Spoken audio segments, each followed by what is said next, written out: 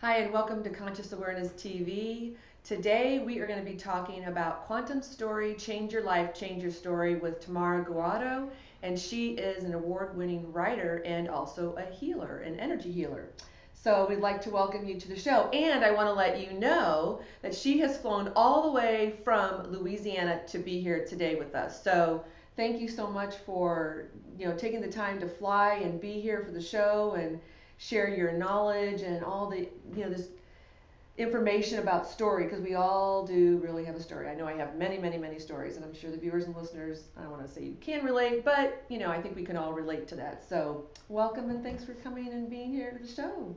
Thank you, Linda. Yeah, you're welcome. So I don't even know if I want to start with a story or if I want to start with, really, you mentioned award-winning writer. So you've written a book. I have stories published. Wow. So are stories published about around your change your life, change your story, or just different stories, or just different stories? I have fictional stories published. Wow. I also have written for awareness magazines also, but mostly I'm a fiction writer. Wow. Well, that's interesting, because I'm talking about your change your life, or change your story, change your life is really interesting. And then I know also, reading information about you, you've done the matrix energetics. So with Richard Bartlett. Richard Bartlett, yes. So I did that years ago, and I thought it was really cool, but I was going to use it in my life coaching program or as a life coach, and I just never really used it. So kind of give us a little synopsis of really how this all came about, Quantum Story, because I think it's interesting why it's called Quantum Story. So why is it called Quantum Story? Well, it's called Quantum Story because, there's a Muriel Rukeyser poem that says the universe is made of stories, not of atoms. And a quantum, it's just a very tiny measurement. People think of it as this big leap for mankind, but physicists usually laugh at the way this is used. It's this teeny little thing.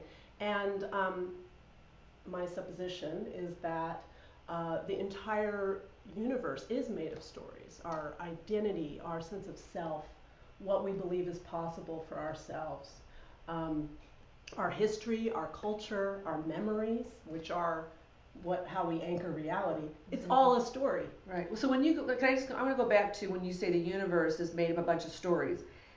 What do you mean by that? I'm not sure the viewers and listeners have a question, but it's like I'm kind of wondering, what is that? I don't even know what that means. I never heard of that. Well, this is how we interpret our world. It's always through narrative. We're always talking about things, reading about things, looking at things in the media. Everything's a story. Interesting. Wow. And we don't notice it because it's the air we breathe. It's like a fish not noticing water. Yeah, I read that. I really like that. So can we kind of expand on that, like a fish not noticing water? I mean, so we're the fish, and we're in this water, which is the universe. We're the human in the universe, and we're not really noticing. Well, let me just give a personal, practical sort of example. Yes. We might have a story, I suck at XYZ, okay? And we've got it so deeply embedded that we think that's real, but it's just a story. And you can see it with someone else when they're, talking about themselves negatively, and you're like, come on, get over it. It's, you're making it up, right. But you don't notice it in your own life. Right. Well, it's interesting because I do want to, and I didn't say this in the beginning, if anybody has any questions, please do write into Justin TV /Conscious TV if you have any questions. But also, if we don't get the questions answered, you can email them to admin@consciousawareness.com, consciousawareness.tv.com, excuse me. But Teresa, who we're in this sacred space where we film, is absolutely beautiful, and look for changes and things coming up in the near future. But I was just talking to her about biking. I'm like, I don't really, I'm not really digging on biking. I'm not that good, mountain biking and things like that, because we were talking about her retreats. So, that feels very real to me, because it's not like, so is that really considered my story, or is that like where a feeling comes from? Because I don't feel that. You don't feel what? Well, I don't feel that I'm really, I guess, really good at it, or it's not really a desire of mine. Mm-hmm. Well, I don't like to ride bikes either, and I do believe that that's my story. I had an accident when I was a kid. a woman almost hit me when I was on my car, and excuse me, not my car, on my bicycle. I made a left turn in front of her. She was going very fast. She got out of the car. She grabbed my hands. She had these leather gloves on, and she said, "I almost killed you." And then a year later, she died in a car wreck. This woman. And I have earlier stories that have to do with transportation, but anyway, that's just one. And I got a little weird about riding bikes, and I don't ride them as an adult, and it scares me. And so I understand what that feels like, the lack of interest. Although I have gotten on a bike for just a second, once or twice in a very safe area, like on a sidewalk, and thought, oh, this is kind of fun. This kind of feels like flying. Right. So I could imagine getting into it, but I'm not excited to do it anywhere where there's cars. But I think that's just my story, and it's based on this old experience in the past. Right. And if I wanted to, I could change that story. Right. I have a lot of stories I want to change, so that's not my top priority. But who knows? It might be yours, might not. Exactly. Yeah. Well, that's interesting because for when you say change your story, change your life. Well, how is that in relationship to when because we do have stories. Because when I wrote on Facebook, I wrote on there that we either have two stories, and you can, tell me what you think about this. One that keeps us stuck, right? If I have a story, I'm not good enough, I'm not going to be successful enough in my business, but yet I know, like say for this TV show, I know this is my passion, this is my love, right? But I'm like, what if, and all this other stuff. So I realize that's going to keep me stuck, as opposed to saying, okay, my story this is my story, that I love this show and I'm going to move forward. So that's how I think of it as, either you're stuck or you're moving forward. Yeah. What's your thoughts to that? Well, I agree. I mean, if you're telling a story that's limiting, right. It's obviously it's not helping you. If you're telling a story that makes you feel bad, it's maybe a story you might want to think about letting go. Right.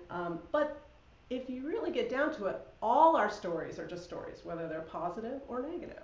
However, if we want to get real in our life, if you're telling more positive stories, life goes a lot better and you feel better. Well, is that going kind of in conjunction with whatever we're putting out there to the universe? The universe is corresponding, because the universe is always giving good. There's no judgment of anything. Yes. So. And it has to do with perception, because our stories are coloring our perception. Our stories are like, could be like an overcoat that we've got on, and it has these weird little magnets all over it that are our story, and we're sucking in, we're drawing in, magnetizing the things that we believe are true about the world. And you will find that patterns repeat because of this, and they seem very, very, very real, and they are real in a way. I mean, it kind of depends on what paradigm you're living in any given moment. Right. But you'll see it with people, the angry person, that people are always, doing them wrong, victimizing them. And they do have a lot of experiences like that. It keeps happening, Well, let's go back again, because I kind of jumped ahead, but let's go back to the quantum story, where how you were saying that the universe has a lot of stories. How did this all come to fruition for you? I mean, what made you decide, I'm going to go ahead and do this work around change your story, change your life? So I think the viewers and listeners give them an idea of how this all kind of... It happened really, really slowly. I didn't used to be an energy healer. I never imagined myself doing that. I was always sort of a muggle surrounded by wizards. And I was, what does that mean? I've never heard of that. From Harry Potter, there's the ones who can do magic, and then the normal people, the normal boring people. I was a normal, well, I don't know how normal I was, but I did not experience myself as having any sort of ability to do energy work, psychic ability, none of that. I didn't believe in much of anything. I wasn't raised with spirituality or religion whatsoever. I had some, longings, inchoate longings. I would pray to the stars and the moon and my horse figurines and whatnot. But I didn't grow up with that kind of stuff. And if anything, the idea of God, spirituality was a little repellent. Those were those people who were racist and homophobic and bad, mean people. And so I wasn't into it. And I would have, I can remember, even in my early days of college, there were certain things I would kind of entertain, ideas, but when I saw people, if they were talking about angels or they had a little altar out or something, I was kind of grossed out by it a little bit. I was like, you're weird, you know? And so I wasn't really prone to this stuff, and it happened really slowly over time. I had a friend who, she did energy work, she could feel energy. She'd put her hand over mine and she'd say, oh, do you feel it? And I'm like, no, I don't feel anything at all. And I didn't think she was lying, but I thought she was exaggerating that, she might feel a little warmth or something. Right. And it wasn't until years later when I could actually feel energy myself that I realized she had been downplaying it, not exaggerating it. My perception had been completely off. I thought she was like showing off. Where did the shift happen for you when you said years later that you realized about the energy? Where did the shift happen for you? Okay, again, it was just incremental little things. Okay. I was not a fast learner at all. I wasn't born this way, and I wasn't fast. What would happen is some little thing would happen that didn't seem within the realm of what I knew to be reality. I'd have one experience. I'd be like, wow, well, if that's real, maybe some of these other things are real too. And it happened really slowly. Just one example, I had a dog that could see ghosts. And I didn't really believe in ghosts or whatever you want to call them until I had a dog that made it really, really clear they exist. And before that, I might have entertained the notion, but until you see something with your own eyes, it's kind of hard to believe in it. Yeah, and it's interesting because what I'm getting is like this, that all these, the experience with the dog, right? Because you never had a dog that you were able to, that was able to see ghosts, and here you're gifted or given this dog that's able to see ghosts. So it's like the universe is saying, we've got work for her to do, right? She needs to bring her gift out to the world, and so you're getting these people or experiences to be able to bring forth and make your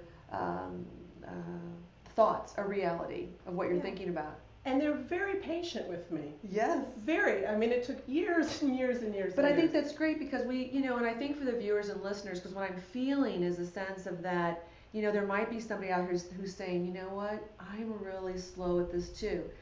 I don't really feel, and I know that you can relate to this now, that really that there's a divine timing. There's this, we all walk our own journey at a pace that no one walks at the same time. I mean, I know when I started doing my coaching, I was so frustrated because I was like, these people just don't want to do it, and it's like, it was frustrating because they came for this and they weren't willing to do this, and I wanted to bring them to that place.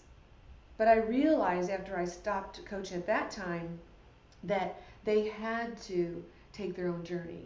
Exactly. So it's really not about you being slow or not being fast or any of that. It was just so perfect for when you came into that. So I just really want to clarify with them to let them know, the viewers and listeners, that there is no get it done, because I'm telling you, I'm on a fast track now, like 250,000, I don't even, how many miles an hour, but in this journey, because it's like, okay, I want it now. I want it fast. I don't want to have to wait, and every day it's like, I want to talk to my friend Jeannie and go, okay, what's next? What's that, so, and there's a timing, there's a process to process things. But I just think it's fascinating that you got all of these wonderful ways to show up for you to go, wow, and just because the universe knew that you were this person who was like, I don't really kind of believe that, so to give you little bits at a time that you can chew on and go, wow, and to really show you.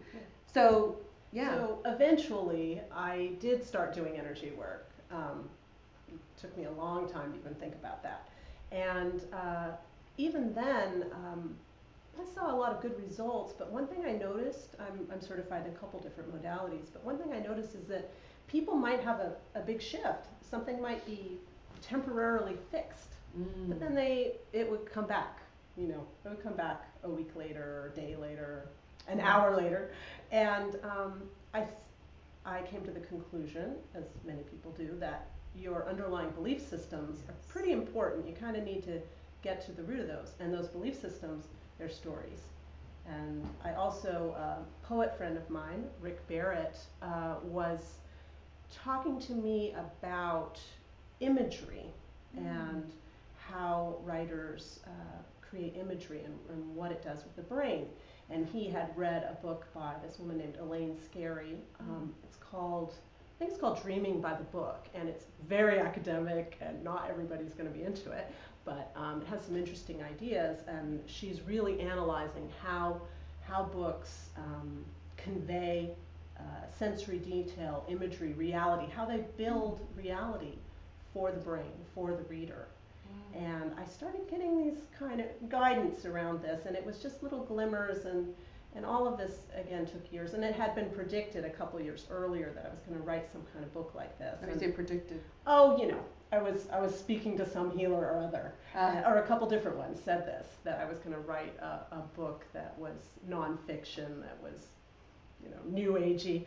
And I wasn't really excited about that because, you know, I wrote fiction. I was a little embarrassed about the idea of writing a book that spoke about energy or spiritual matters. That kind of freaked me out. Yeah. I didn't really want to be exposed in that way. I didn't want to be outed like that. Yeah. In academia, it's really uncool to even talk about your chakras. So I was pretty resistant, and it's taken years for me to even wrap my head around it. Yeah. And you mentioned guidance too. So where did the guidance? Because all this came in. It's like you went from here to here, you know. So along the way, when you started doing your energy work, so what did you do? Did you meditate? Did you just keep going to healers and just hearing to them? You know, a lot of things happened. Yeah. I couldn't probably list all of them. Right. But when I say guidance, I believe that all guidance, ultimately, it comes from within. Right. However, you might experience it as something outside. Right. You know, my guides. I don't actually hear anybody talking to me, but you know, get these intuitions, and little things happen. You know, you've heard of people that say, "Oh, that book just leapt off the shelf onto me." So you know, those sort of experiences continue to happen. So then, how did this whole? Was it through the matrix energetics that you started to do the change your story, change your life? Well, I have to credit matrix energetics with just opening my mind to the idea of limitless possibilities. That's what I think matrix energetics is really good for, is expanding your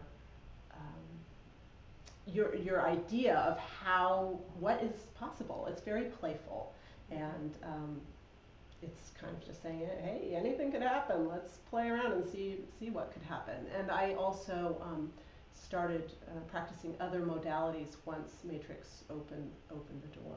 Yeah. Now, what other modalities are you practicing? I'm also certified in theta healing, and then I just kind of wing it. I do my own thing. Right.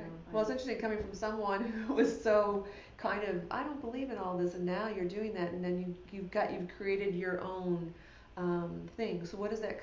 Can you? And when I say it's my own thing, it's really not my thing. Yeah. I'm really not doing it. Yes.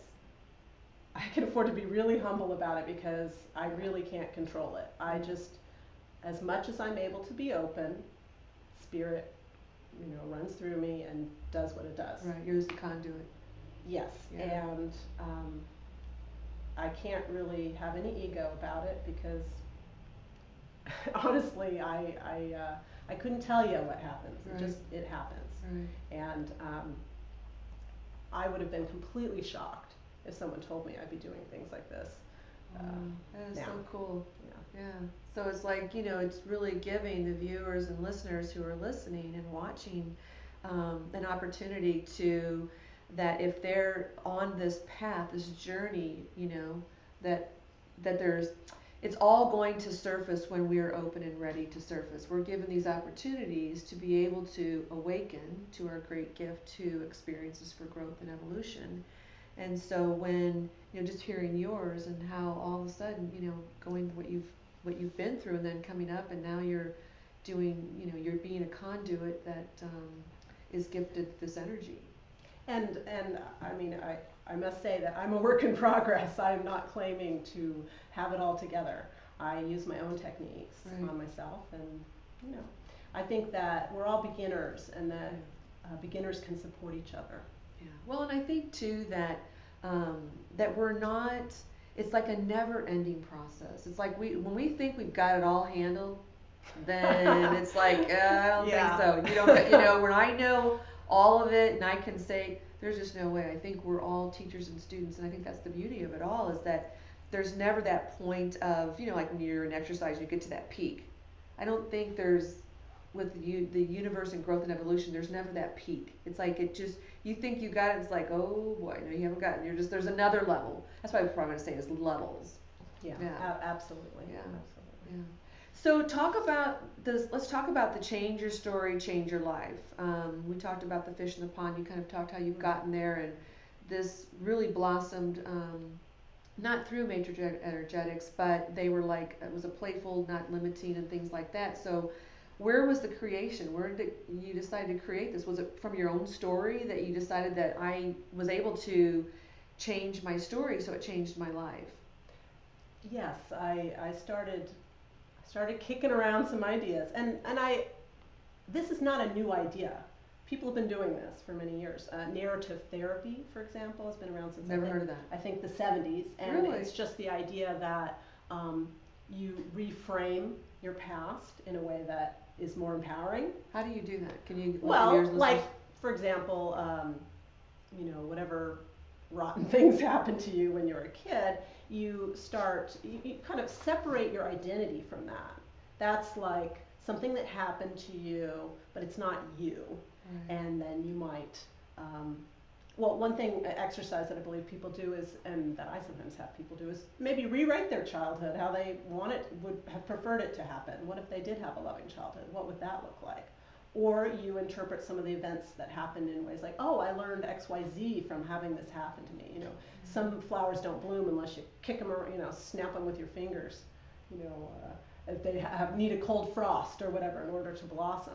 There's just all kinds of ways of looking at life in a more constructive, empowering way, and that's what narrative therapy does. So if does your belief system have to match that though? Like No. if I'm changing my childhood and I'm going, okay, this is the childhood that I envision. In my mind, I'm feeling like, how is that possible? Like to Yeah. envision, okay, I'm rewriting all this. I'd be thinking, oh, this is No, not. it's not. What Yeah, about your yeah, BS? yeah, this is not true. So Yeah. Okay. Well, I mean, I have a lot of exercises that people do, pre-writing their future, rewriting their past, etc. And what you do as those kind of feelings arise is you address them because it's really important to feel your feelings. There's a lot of, you know, kind of stuff in the New Age world that sort of tends to do a spiritual bypass, gloss over, oh, we're going to be happy now. We're going to put a happy face on this. or affirmations or being positive, and when Yeah. you're feeling like, okay, I don't really want to be positive, you know? Yeah, and you get those, what they call tail enders, you know, it's like kind of trying to frost dog shit. Oops. And so instead, way I have people address that is that if those, you know, uncomfortable, disbelieving feelings come up, they say, I used to think blah, blah, blah, what you're actually thinking in the moment. You do it as if it's in the past. I really struggled with, you know, believing that these things could be better, and you keep revising the story. You say, but then it started to soften, then it started to change, and that's one way to address it. And there's all kinds of you know, expressing your feelings is part of the process. Yeah. And what I'm hearing you say also too, it's about really speaking your truth. You Yes. know, because I think in saying that, it's like, you know, the fact is, I didn't have it. I'm not saying that I didn't, but I mean, maybe I did, maybe I did. That's another story on another topic and another show. But you know, maybe I didn't have I didn't have a really happy childhood. Mm-hmm. You know, and what would I have really wanted if I could have? So I think that is that really what you're saying is you're helping people to. I mean, this is just one exercise among many, but you know, I'm sure you're probably familiar with Colin Tipping. And, No. Oh, okay. Is that the tipping point? No, Okay. this is, he has a process called radical forgiveness, and you can look online, there are free worksheets that you can do. Wow. And his idea is that people who you know, harmed you in some way, or you're perceiving to have harmed you, that you had an agreement before you were born, and that they're doing this to help you, you know, reach your highest potential. Right. That you're friends before you were born, and they agreed to do this for you. So really, they're kind of like a bright angel in a dark cloak. So Right. like, oh, okay, I'll play the rejecting father so that you can learn to love yourself this lifetime. You have some sort of soul lesson you need I've to heard do. that. And whether that's accurate or not, it's definitely a more empowering story than I'm a victim. Right. My life is crap, and Yeah. everybody's always abused me and always will, Mm-hmm. and I've learned nothing from it. Right. You know. And it's interesting because a friend once said to me when I was playing the victim, she said, "How long do you want to play the victim?" She goes, you know, it could be 15 minutes, 20 minutes, but you decide how long you want to play the victim. And I was like, wow, like, oh my gosh, you know, she's allowing me to play the victim. I'm like, well, I don't know. Can I just do it right now and just feel like whenever I want to end it? And she said, absolutely, but it's your choice. You know, in my coaching, it's about two things: choice and perception. You have every moment you have a choice to choose how you perceive that situation or experience. So it was just interesting that she said that, you know, that I can play the victim. Yeah. Exactly. So, but is it really beneficial to play the victim? You know, when I realized I was allowed and given permission to play the victim, it didn't feel so pretty anymore. Or it didn't even look very pretty anymore. You know what I mean? So I don't even know how long I even played, but it really got me thinking, wow, like, I have a choice here. Like, I can choose to do it, or if I can't, and if I wanted to, you know. So even now, if I feel like I want to be the victim now or whatever, like, okay, I'll give myself 10 minutes, you know.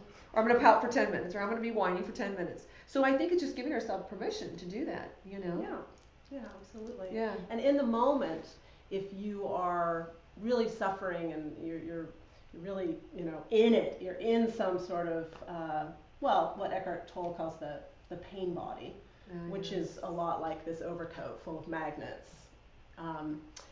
When you're in that, it seems so real, and it's so much pain. You can just, if you can just stop for a minute and say, interesting story.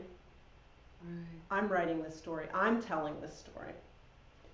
But doesn't it take a lot to do that? I mean, we have the show Conscious Awareness. It's really what we're wanting to help people, the viewers, and not help people, excuse me, but the viewers and listeners, and bringing them in and showing them how to see and live consciously. You know what I mean? Yeah. Well, you might not quite believe it when you say, interesting story. I'm telling this story. This story might not be true. You know, it depends on how much you've trained yourself. You can just say, well, if I feel bad, it's not a true story, because like in Course in Miracles, anything that's not love is not true.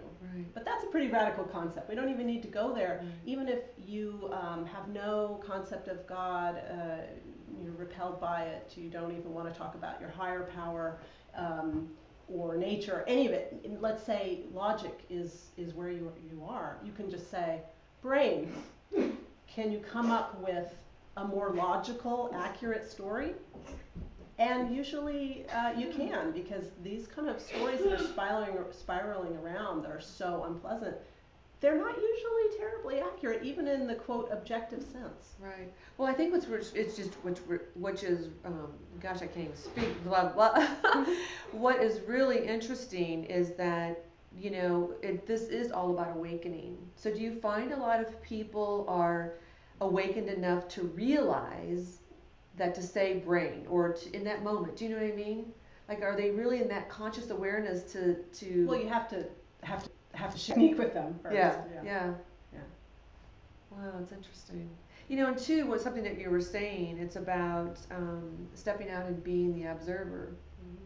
It's like really observing the situation or how things are. And I do also agree with you as well on that people are brought into our path in order to help us grow. Mm-hmm. I mean, I don't know to the extent of that, what I would say, but I do feel that people are, you know, come into our life to help us, and, you know, whether it be in relationships or business or friends and things like that, or situations, you know.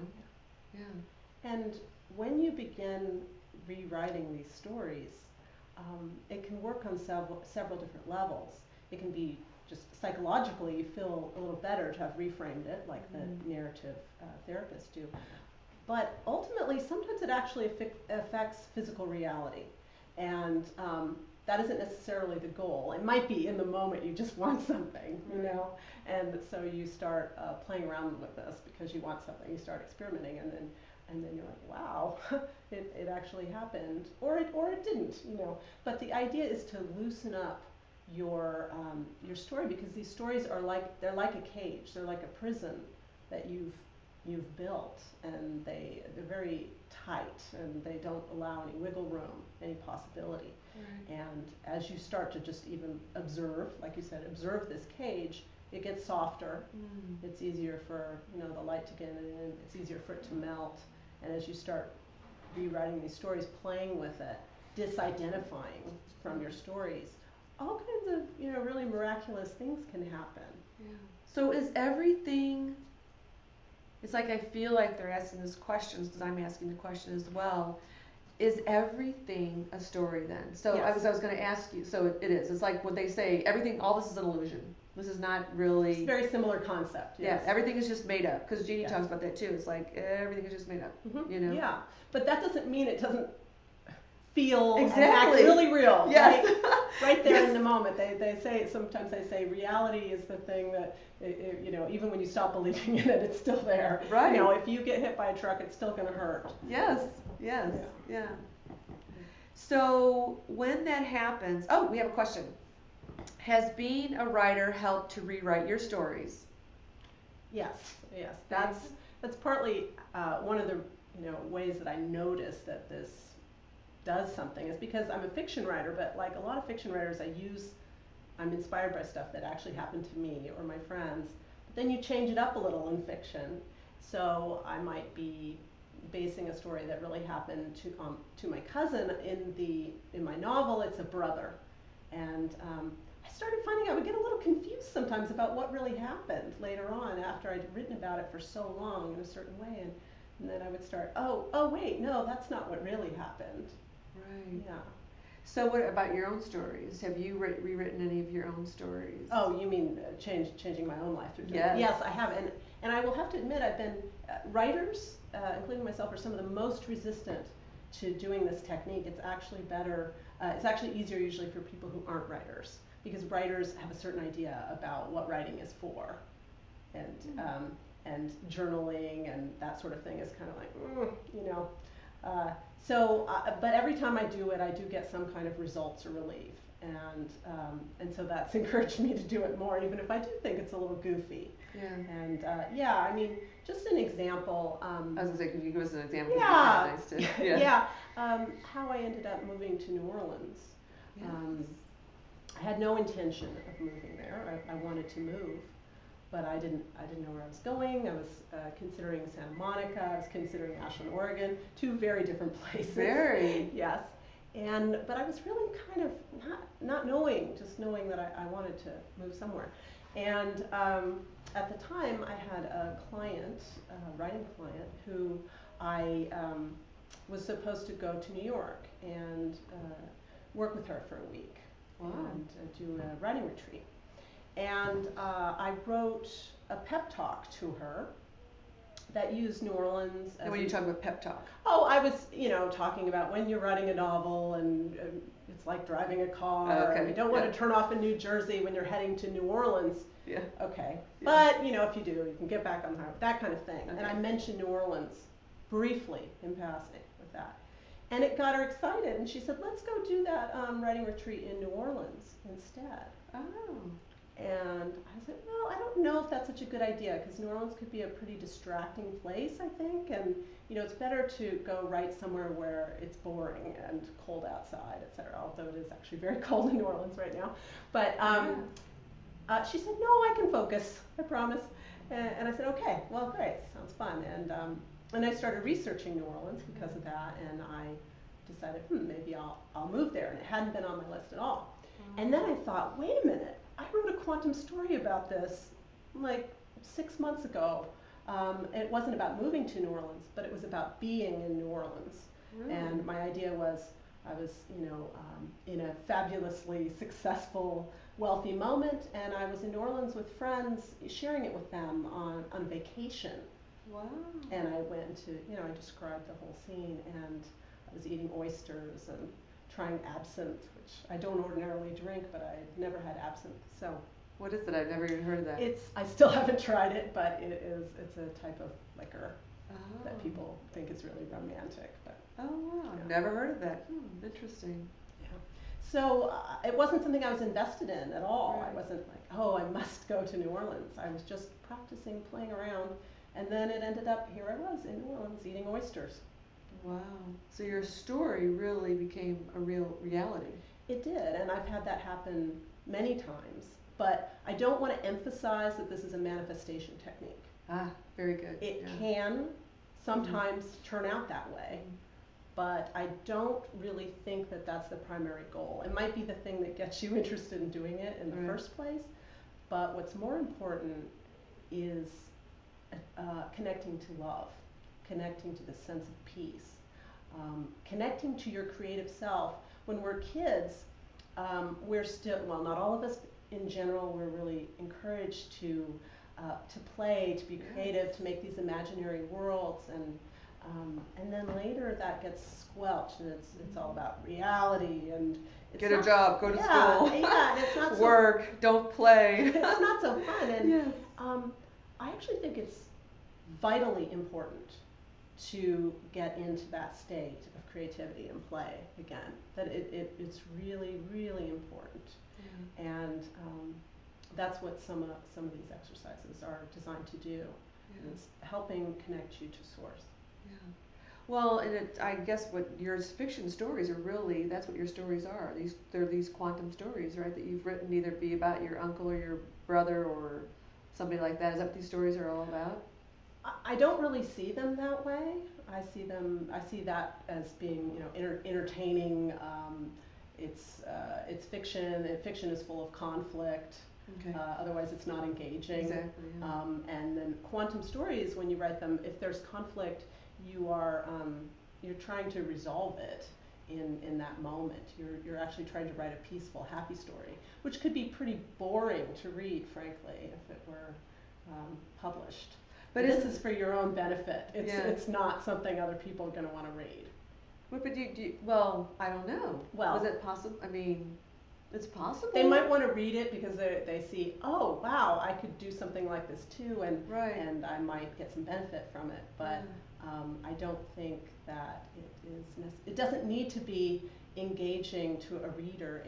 What it needs to do is help activate your own neural pathways, your own sensory cortex, which is something we haven't talked about yet, which is the fact that our unconscious and our very minds our brains, not our mind, our brains don't really distinguish so much between reality and fiction. They've done MRIs on people who are reading fiction and noticed that when they read sensory detail, it lights up that part of the cortex. So if you read lavender scent, it lights up the olfactory part of the cortex. If you're describing some kind of rough texture, it lights up another part of the cortex. And yeah, so you can actually program your brain with this stuff. And that's where some of my fiction writing techniques really come in useful, because in a lot of manifestation techniques they tell people, oh, visualize such and such. But we're not really too good at that, frankly. If you close your eyes and try to imagine, someone you know very well, you're not even that good at seeing their face. Right. Someone you saw, an hour ago. Right. It's hazy. But fiction is designed to make us actually experience it as almost as if it's real. And there are particular techniques you can do that will help light up those parts of the cortex, help start reprogramming those neural pathways. I'm sure you've heard that our suffering, our bad habits tend to be like these kind of ruts, which it's not strictly accurate that we have these big wheel tracks through our brain, because neural pathways they're more like this big bundle of electrical nerve impulses, but it does serve as a metaphor. It is like a record going around and you get stuck in one aspect of the record. And and that and ties back into perception, like we were Right. talking about before. Right. If we had a whole Sears catalog, and we always turn to the page where they just have those monogrammed uniforms for the gas station attendants, then we think, oh, that's all the Sears catalog has to offer. But there's thousands of pages, and we never get to the Barbie dream house if we're not flipping to that page and expecting it to be there. Right. Interesting, yeah. So when you talk about when we're writing and creating the happy, the playful, just for ourselves, Mhm. can you give us an idea of what that looks like if we were to write something like that? Yeah, sure. Um, for example, I've written a TV pilot. And so I wrote a little quantum story about it where I was imagining, actually later it was made, and I'm watching it. I'm watching it on TV as it begins. And I added other little aspects into my fantasy, other things that I wanted. And I include a lot of sensory detail to activate it in my brain. And one technique you can use is to create walls, to create solidity in something like this. If you have To create walls meaning? meaning to you make a room feel like a room, Okay. to make Okay. reality feel like reality, to make things seem solid and Okay. not like this just Yeah. amorphous Yeah. fantasy. If you look at like fancy Japanese cartoons, you'll see that Mm. the way they create a sense of world is they'll have like clouds will pass over the sky, they'll have that movement, Mhm. and then you'll see shadows of clouds on the ground, Right. and you might see rain running down a windshield. They'll do those sort of things. And you do that as a fiction writer as well. Hmm. You can have like the shadow of an apple tree against the wall. Or Proust, in his memoirs, he described a lantern that he had in his childhood room that had these like little cutouts of this man on a horse called Golo. And then as the lantern turned, the little horse and rider, the little piece of light, would be moving across the walls, and that made the walls seem real as you're reading Proust. So that's the solidified walls, right? Yes, and start making something feel more real to the brain. Right. And when you talk about using the sensory, is that what you're talking about? The Sensory detail. Yeah, when you're talking about the lavender and Yeah. all that. So, are you bringing all your senses? Yes. So how would you? If so, I've solidified my walls. Mhm. So now, what am I doing to? So your TV pilot, what did you do to bring in all the senses? Well, I had. Or another situation? I believe in that particular one. I was on vacation in the Caribbean, so some. You have some nice vacations. So some of the Yeah. smells that were coming Yeah. through the open window louvers, were sort of that kind of vegetative, rot kind of smell that is in the Caribbean, and flowers, jasmine, and that sort of thing for smell. Smell is a very primordial sense and can really activate the brain. And then I don't really recall what I wrote in that particular one, but I might have used sound. There might have been workmen outside pounding on something with their hammer. Right. You might hear that in the distance. It doesn't have to all be like magical and positive. It just Right. needs to make it feel more real. And even if you don't make it feel super real, doing it at all and putting that intent in there, Right. it's helpful. Right. How did you get to that point? I mean, how did you realize was it just all the training that you had gone through to come up? Because I mean, that's pretty profound when you think about, okay, I'm gonna write these stories and take this vacation to the Caribbean or to Louisiana, and I think it's fairly fascinating. It's really, what I'm feeling is like, okay, well, I'm not a writer. I don't think I could do something like that. You know what I mean? Mm-hmm. Well, if you can write words on paper, you do magically with this. It's actually, like I said, harder for writers because they want to make it really good, and they're like, there's no conflict in this, so it's no good, and this is junk, So, but regular people have a little bit easier time fantasizing, and it doesn't need to read it doesn't need to be coherent. It doesn't need to be something other people could read. You can even just list words on a page. Lavender, Really, just listing the words would be. Even the words Wow. will affect you. There's been studies done that people do crossword little games and stuff. The scientists have set them up with these little games, and one group will get words like geriatric, bingo, tired, slow, things like that.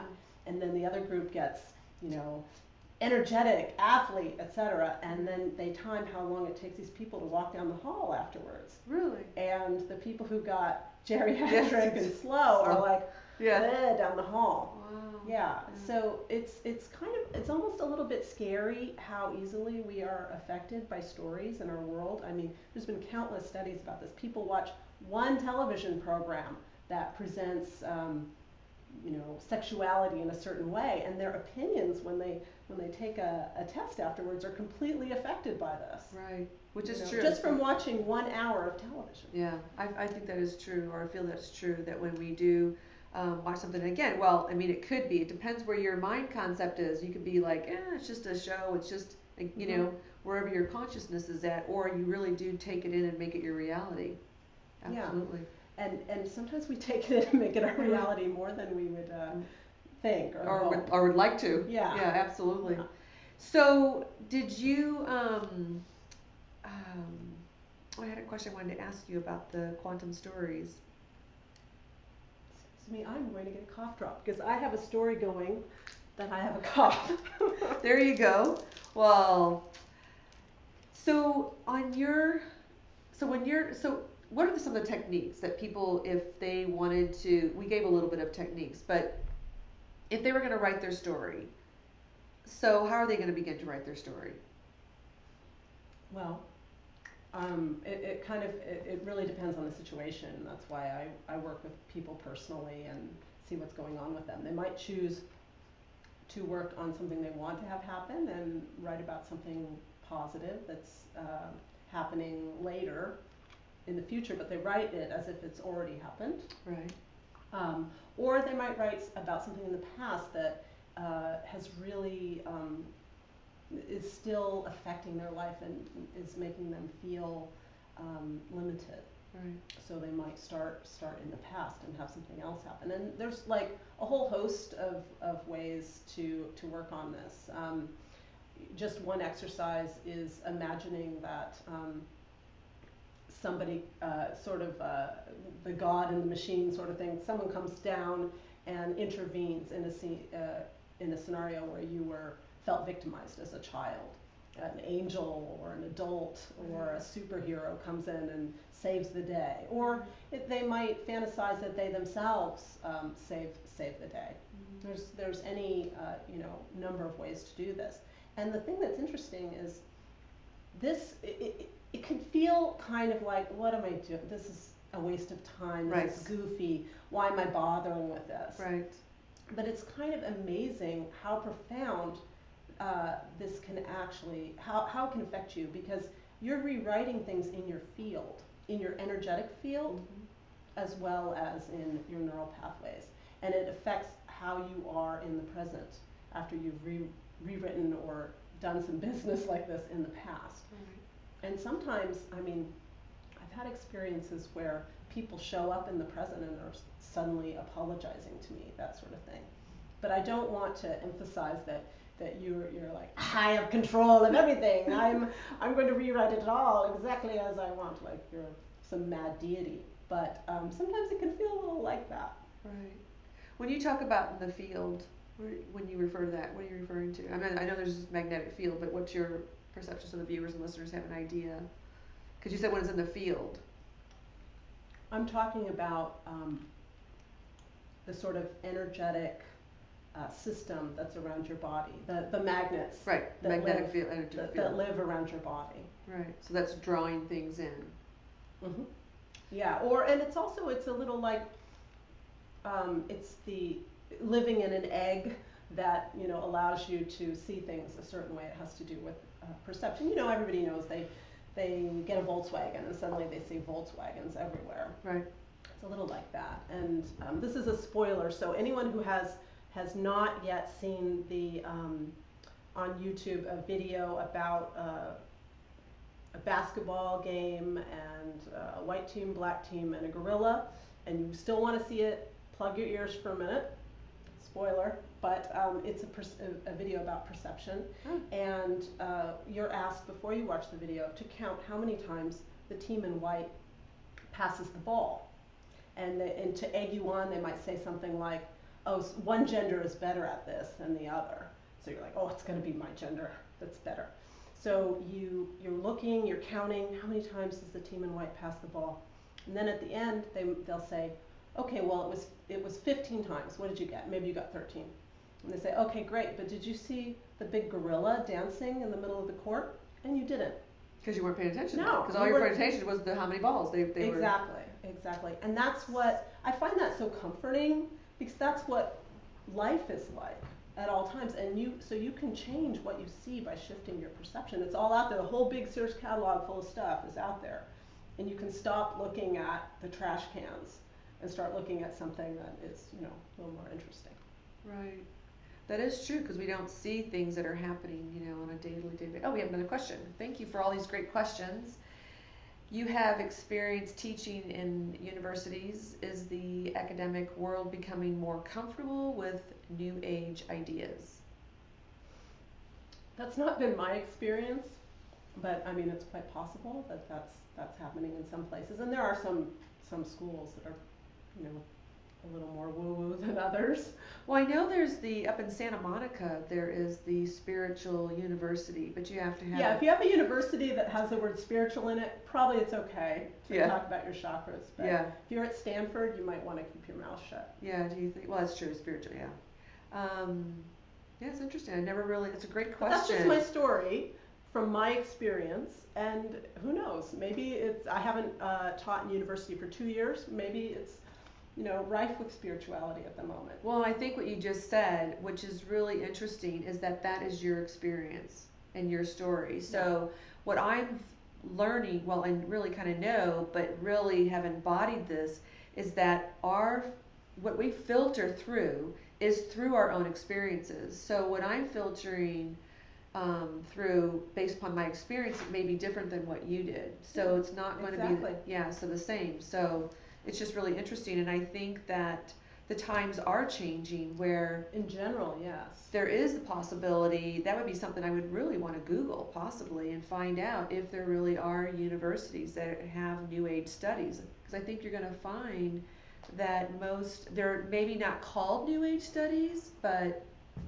And even I'm thinking as I'm mulling this over, I'm like, I believe there was a study like that at Stanford, and I'm not quite thinking of what it was at this moment, but yeah. Because I know not Zig Ziglar, but oh my gosh, he's an older gentleman in the motivational field, and he was doing studies around, but I don't know if it was a university, with athletes or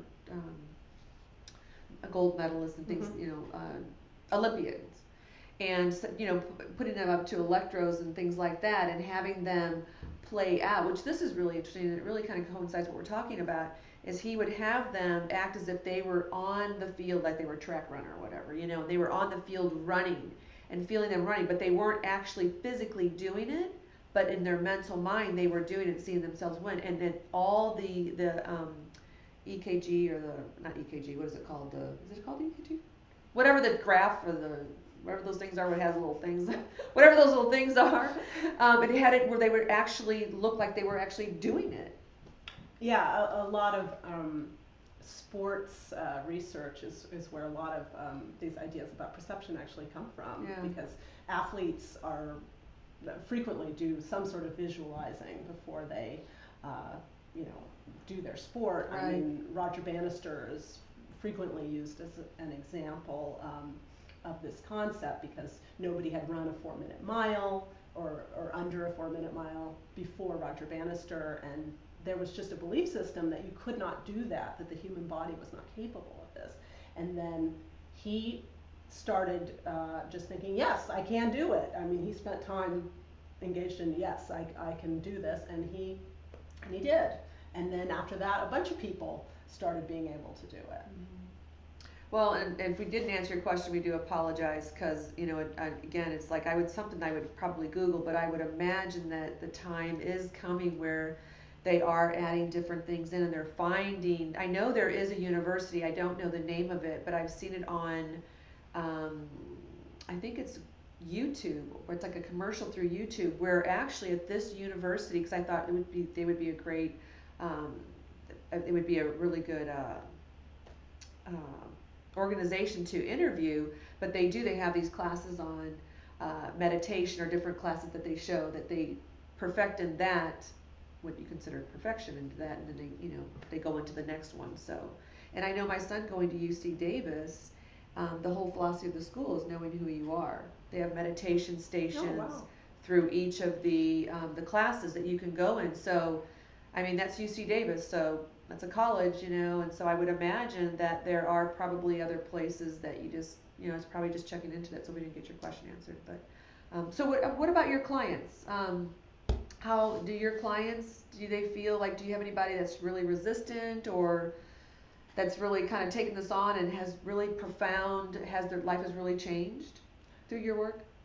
Yes, and I should say through their work, because yes, you're just, I'm just helping facilitate it. Right. But actually I've had people have really great success, and part of what I do is I help, depending on where you are, sometimes it's hard to change your story all by yourself, because a story is this big heavy coat on you, and it can kind of help to have someone else help take off some of this heavy stuff, take off the coat, so that you can then start. You're not even going to feel like doing an exercise like this if you're too miserable. The last thing in the world you're going to do is pick up a pen and start writing something. And you don't always have to write it. You can have some thoughts that are a little different. Just that opening of being willing to say, interesting story in the midst of this spiral, it really it starts to create an opening. You can say, interesting story, I'm telling this story might not be true, and then offer it to creator or your brain, if that's how you think, and offering, please take this story from me to be healed. And then, if I'm going through a whole process with people, I would have them do a certain amount of revision. They would look at their feelings. They would say, okay, this story, what is this story? And then how does it make me feel? And what is a more loving story that I could write? But if you're just in the moment, you ask, creator or source, please help me to see a more loving story. Help me to tell a more true story. And you can even imagine, putting your icky story and all your feelings in this basket and sending it up, or it could be a vacuum device or whatever works best for you. Put this pile of crap in there, and please just take it. And then maybe they can send you down some magic glasses, and then you can look and look at it and just take a breath, take a moment to allow in this trickle of light, trickle of truer perception. And once you actually start feeling a little better, even just a little, that's the part you want to nurture. And one way to keep it going so that the trickle becomes more like a river is then extending it out to other people. So you feel a little better, then you send out a little love to others. And it could be something really small. It could be just being just a little bit pleasant to someone on the street, doing a small act of kindness, or even just thinking. We should be doing that all the time. We should. Yes, but we get caught up in our stories. Yeah, but we're like, traffic. So just even thinking peaceful thoughts towards people, that you give what you get. It's true. It's the way to keep things rolling and keep that river widening. Right. Now, do you ever use your energy, because being an energy healer as well, so do you do the energy work first before That's you what actually we do have first. Okay. Yeah, well, first they will tell me their story, and then I will do my process where I kind of look at their story energetically, and I help facilitate transmuting, dissolving what parts of their story that I can right there in the moment. And then I will help them with setting their intention and writing the new stories and activating that energetically. And sometimes we do recordings for them that they can listen to. Actually, our ears tend to be a little more accurate than our eyes even. So just giving them, activating their positive stories. And then I have seen people, really miraculous things happen, but what the true focus is, well, your focus in right then in the moment might be me wanty this, me Yeah. wanty that, you know.